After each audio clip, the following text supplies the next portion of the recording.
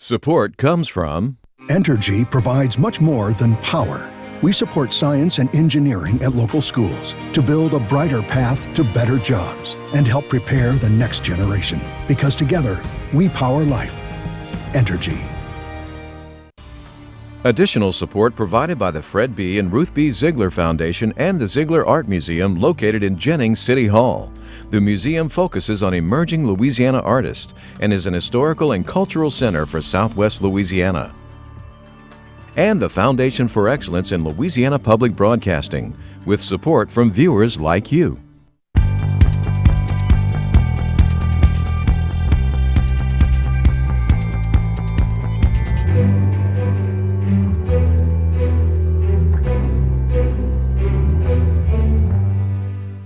Today is the manifestation of the inevitable collision course that we have been on. Lawmakers vote on a budget that's short on funding.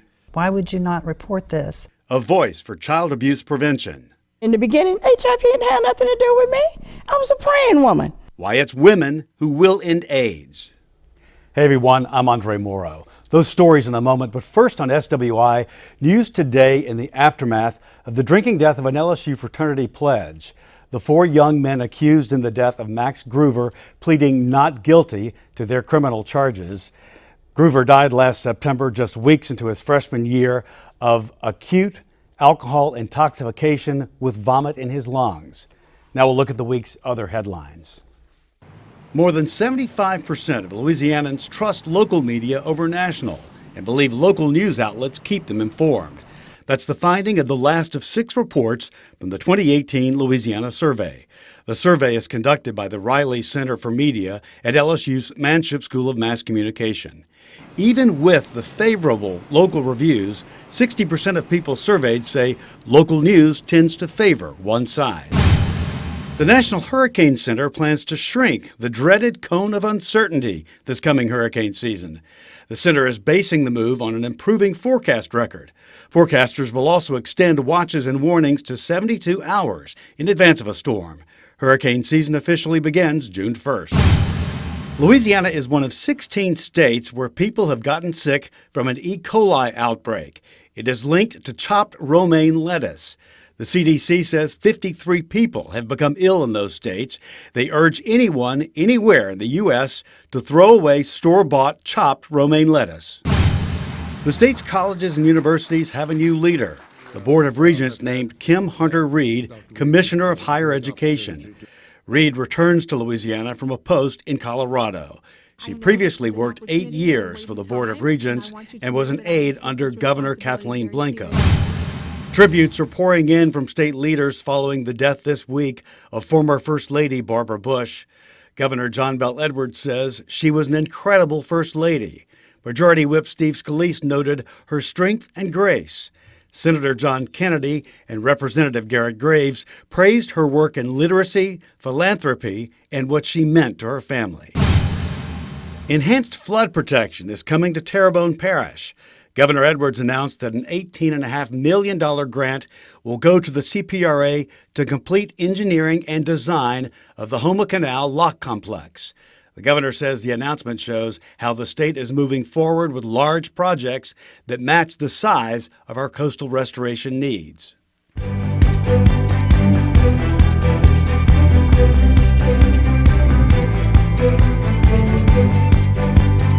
Finally, some action at the Capitol on the item that is at the top of everyone's priority list, the budget. The new budget begins July 1st. A House committee took it up on Monday, and the full House debated it Thursday. LPB's Kelly Spires is here to break down what's happened. That's right, Andre, and it is important to note that this is the very beginning of debate, so it's likely that few choices made now are going to stay that way.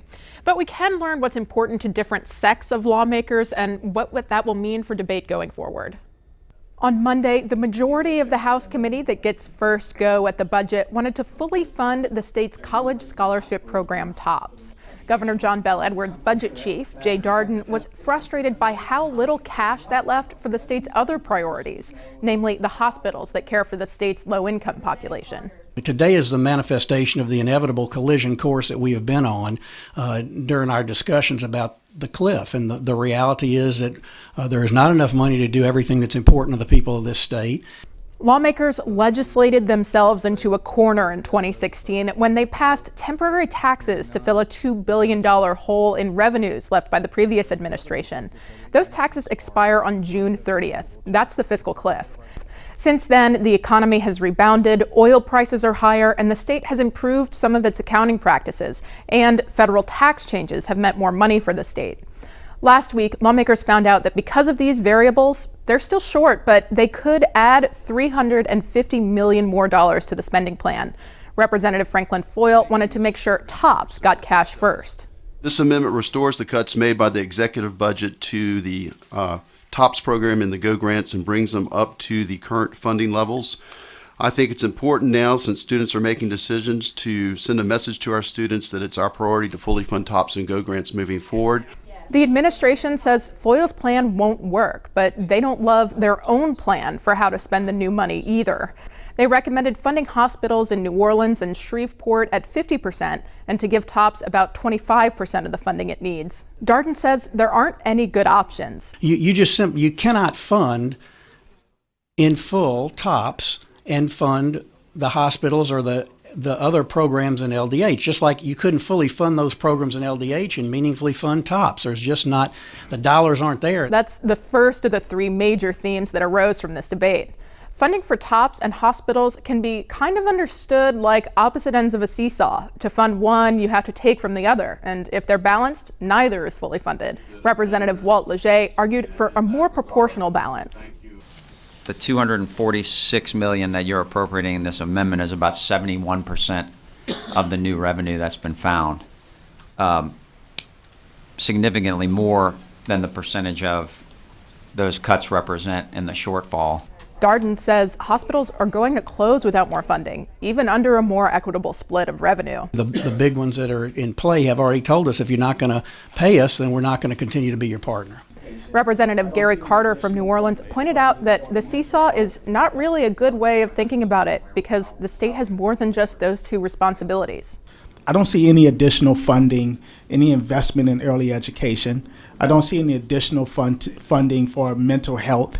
And it's my understanding mental health services is in a crisis status in Louisiana. I don't see any additional funding for teachers' raises. I don't see any additional funding for economic development. It is a standstill budget. It's cutting into a standstill budget, and that standstill budget had Louisiana at the bottom of many lists. The second theme is responsibility. Who should be in charge of making program level cuts, deciding exactly what is and isn't funded? The legislature or the department officials and the administration? The last theme, uncertainty. This is just the first step in the process. How can hospitals or students considering college make plans now when the document will most likely change before it reaches the governor's desk? Will the budget even pass? And if it does, will lawmakers want to go into special session to raise more revenue? Leger made a distinction for Republicans who voted against revenue-raising measures. Does that mean that you're prepared to do what is necessary to fund this priority? Or does this mean that you want to send the message that this is a priority? The only thing that is certain is that June 30th deadline. Lawmakers continued to toy with the ratio of TOPS funding versus hospitals, but unless they come back into special session to vote for more taxes or if the economy really takes an upswing and more revenue is brought in, there's little that the state can do now to fully fund both. Kelly, thank you. The next step for the budget is a Senate committee. Senate leadership has said it's uncertain that the budget will move further without more money.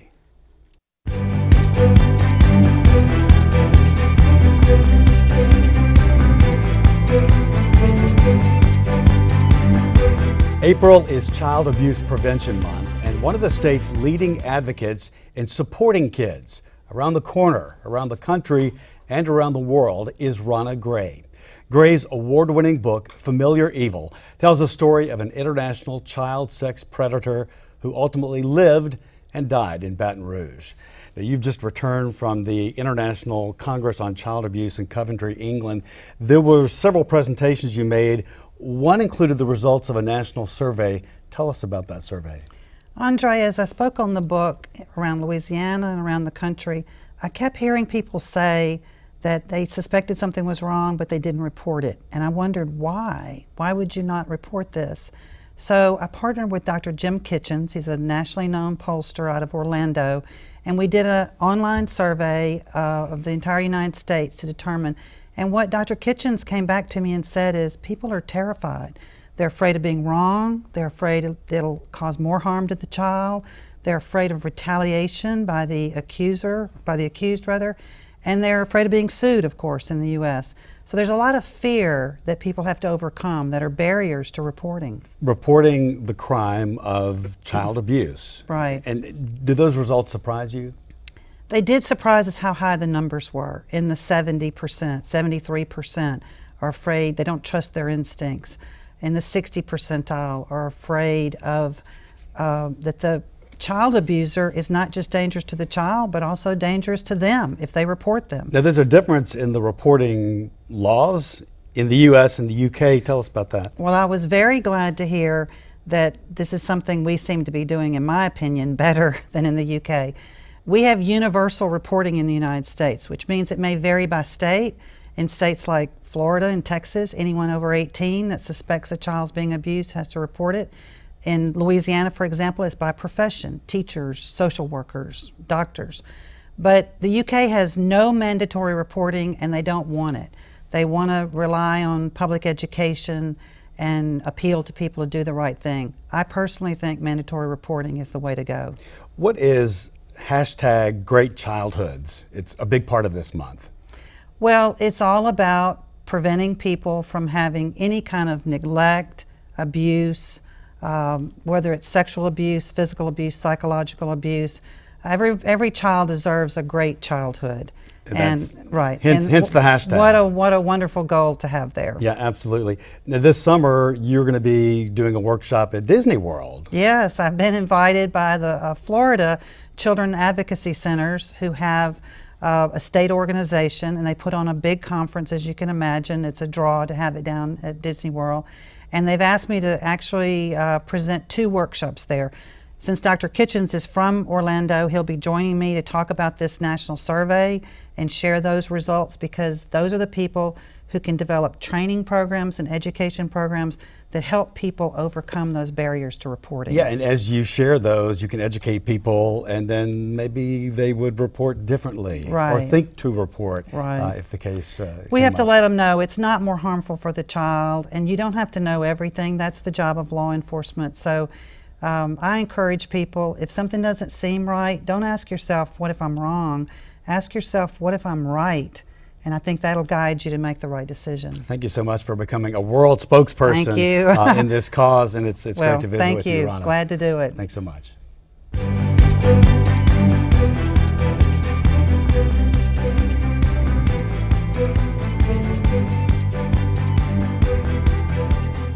Now, a sit down with 2 Louisiana women, both HIV positive, leading the fight against HIV/AIDS. Because Baton Rouge ranks first and New Orleans third nationally in most HIV/AIDS cases per capita, they have their hands full. You can meet them tomorrow at the screening of an important film at the Louisiana International Film Festival in Baton Rouge. The documentary, Nothing Without Us, has been years in the making. It tells the story of women who were originally left out of the AIDS discussion. And in the beginning, HIV didn't have nothing to do with me. I was a praying woman. Joyce Turner Keller is an ordained minister, a nonprofit CEO, and proof that you can make something positive out of being HIV positive. Being HIV positive does not make me nasty. It does not make me dirty. It does not make me less of a strong, contributing, educated, professional woman. I am who I am, and I make no apologies for that. But what I will not do is hide my head in shame. Whether in our studios or her home, at her straight talk at the kitchen table gatherings, when she speaks, people listen. It's why she is featured in the documentary, Nothing Without Us, The Women Who Will End AIDS. It screens Saturday afternoon at the Louisiana International Film Festival in Baton Rouge. Turner and Sharon DeQueer, an educator at HIV/AIDS Alliance for Region 2, or HEART, are telling everyone, see it.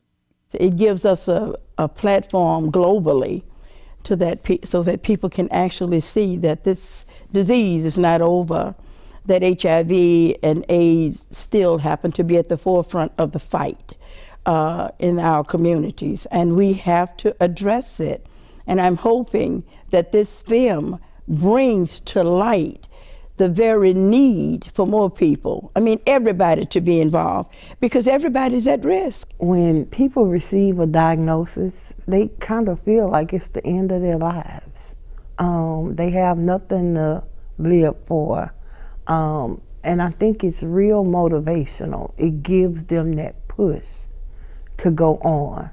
Joyce was the victim of a rape she never reported. Sharon says it was her ex-husband who brought HIV into their home.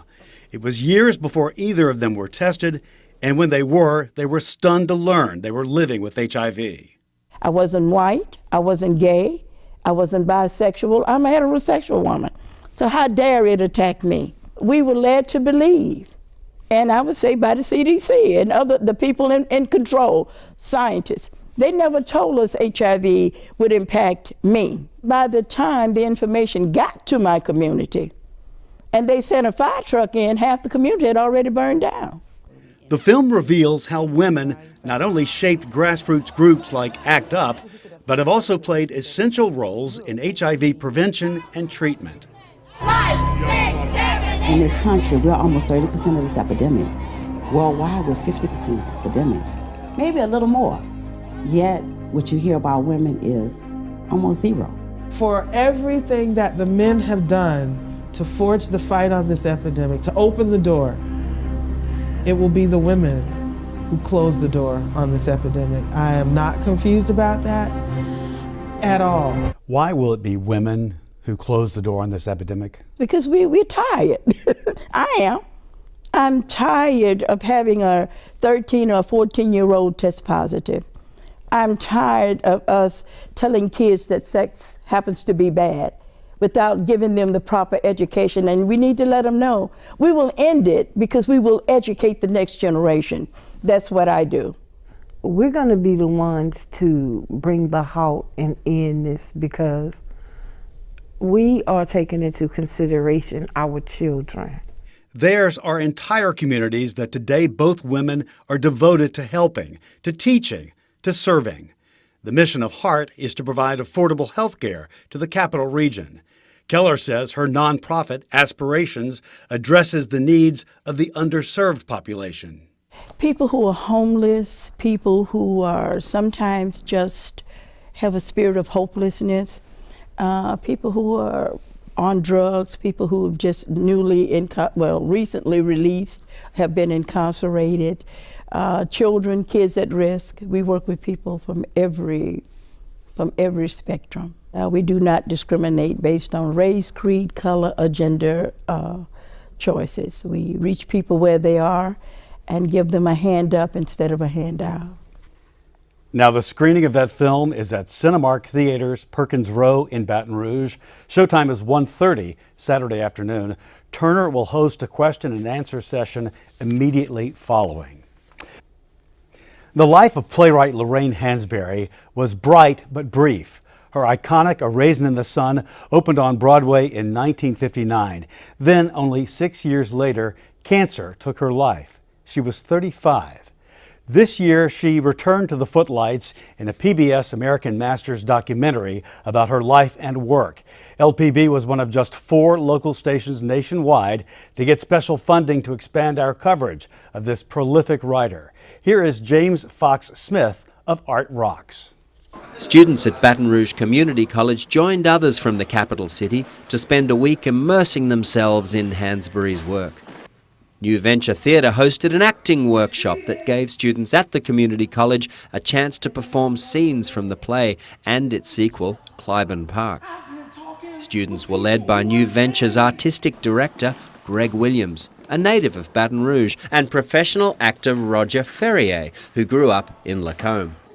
Jacqueline Jones was familiar with A Raisin in the Sun long before she auditioned for her role. Jones believes her character, the mother, Lena, remains relevant today and has much to teach young people facing obstacles on account of the color of their skin. It's a part of history. It's not to be accepted, but to understand it when you are confronted with it. But the play gives you an opportunity to know how to confront it, not with anger. But look within oneself and in the family for strength. The strength of Lena, the mother in the story, it just exemplifies what in most persons in my day thought of black women. She knows that she's the head of the house, or she feels that she is, but she is willing to transcend that power to her son. Even some of the younger actors were very familiar with Hansberry's work, so it was a treat for them to have their own opportunity to perform lines from the play. To me, she's almost like Jackie Robinson, in the sense of Jackie Robinson was so great to where there's a certain day in the baseball season where everybody wears her number. As far as Lorraine Hansberry, every high school is required to read her play, Raisin in the Sun. So to do something that amazing in this country, you got to give it to her. I started to learn more as I took this class and was getting into casting for the role of Benitha. I think it's a phenomenal story. I think Lorraine Hansberry is just a phenomenal woman as far as writing things that are transitional for the African American community, and also the activist that she was. Getting younger generation to understand the artwork behind plays and dramas and things like that is important because it speaks to the imagination in all of us. It speaks to the creativity in all of us, and it speaks to the sympathy and the empathy that we can have for one another as human beings on this planet.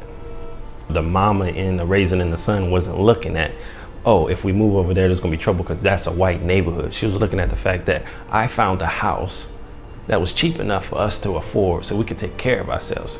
I think it's incredibly important to know who Lorraine Hansberry is. First of all, she introduced us to the world of black theater, as I like to call it, theater of the black experience.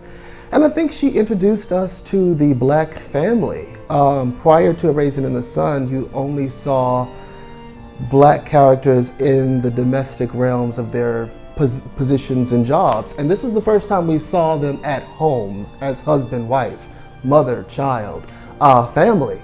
And it became an American drama as opposed to us kind of being on the foreground of the landscape of another story.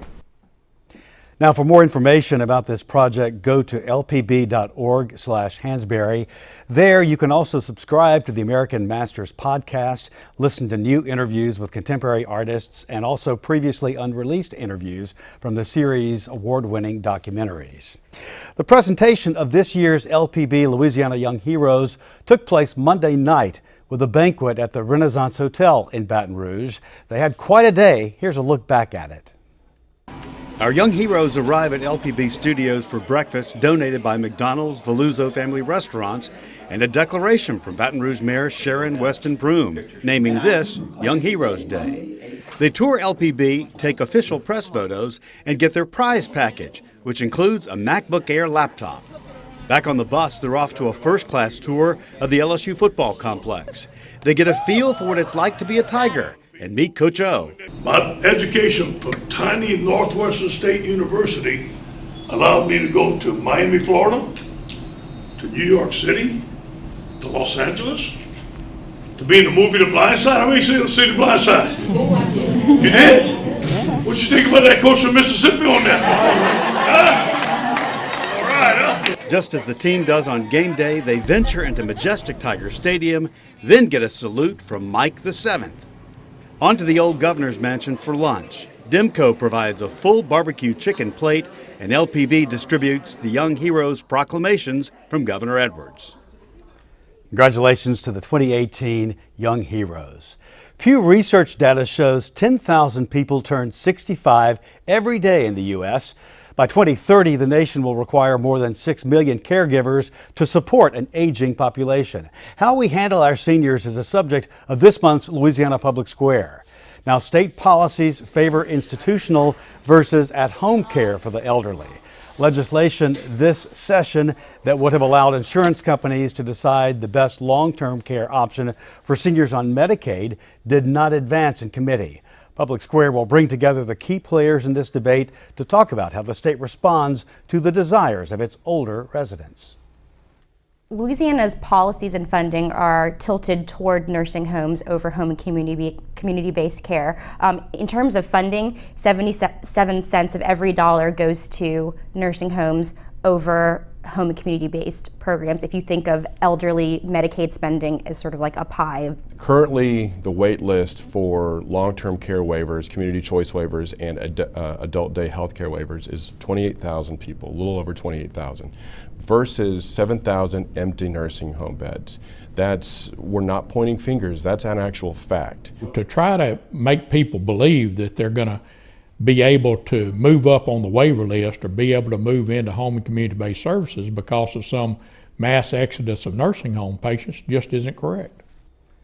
Balancing Elder Care airs Wednesday, April 25th. That's at 7 p.m. on LPB and in New Orleans on WLAE. Check out lpb.org/public square. We've got more info there, and you can also comment on this month's topic.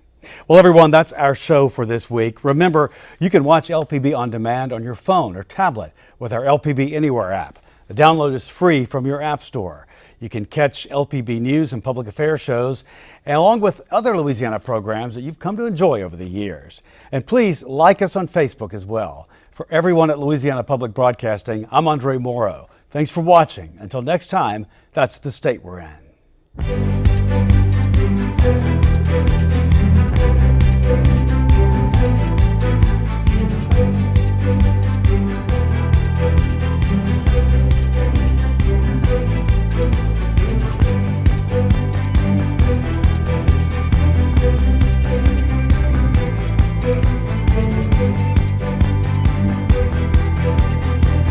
Check us out on Facebook and Twitter, and visit lpb.org, where you can view more stories and leave us a comment. This program is available on DVD.